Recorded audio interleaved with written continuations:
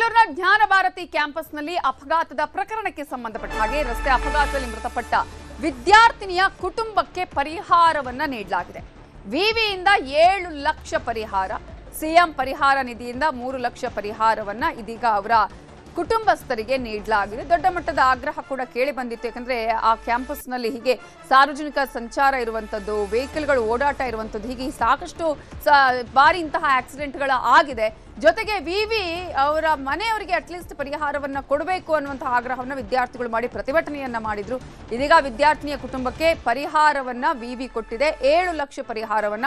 ಅದೇ ರೀತಿಯಾಗಿ ಸಿಎಂ ಪರಿಹಾರ ನಿಧಿಯಿಂದ 3 ಲಕ್ಷ ಪರಿಹಾರವನ್ನ ಕೂಡ ಈಗಾಗಲೇ ಅವರ ಕುಟುಂಬಸ್ಥರಿಗೆ ಘೋಷಣೆ ಮಾಡಲಾಗಿದ್ದು, ಜುಲೈ 30ರಂದು ಮಾನಸಗೆ ಆಟೋ ಗುದ್ದಿತ್ತು. ಚಿಕಿತ್ಸೆ ಫಲಿಸದೆ ಆಕೆ 3 ದಿನದ ಹಿಂದೆ ಮೃತಪಟ್ಟಿದ್ಲು.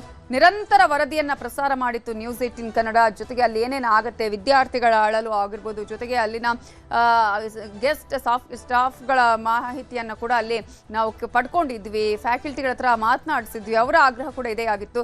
ಒಂದ್ ಕಡೆ ಸಂಚಾರಕ್ಕೆ ಸಂಬಂಧಪಟ್ಟ ಹಾಗೆ ಸಾರ್ವಜನಿಕ ಸಂಚಾರ ವೆಹಿಕಲ್ಗಳು ಏನು ಮೂವ್ ಆಗುತ್ತೆ ಅದನ್ನ ನಿಲ್ಲಿಸಬೇಕು ಅನ್ನೋದು, ಜೊತೆಗೆ ಇವರ ಕುಟುಂಬಸ್ಥರಿಗೆ ಪರಿಹಾರ ಕೊಡುವ ಕೆಲಸಗಳು ಆಗಬೇಕು ಅನ್ನುವಂತಹ ಆಗ್ರಹವನ್ನ ಕೂಡ ಮಾಡಿದ್ರು. ಅದನ್ನ ನ್ಯೂಸ್ 18 ಕನ್ನಡ ನಿರಂತರವಾಗಿ ವರದಿಯನ್ನ ಪ್ರಸಾರ ಮಾಡಿತ್ತು.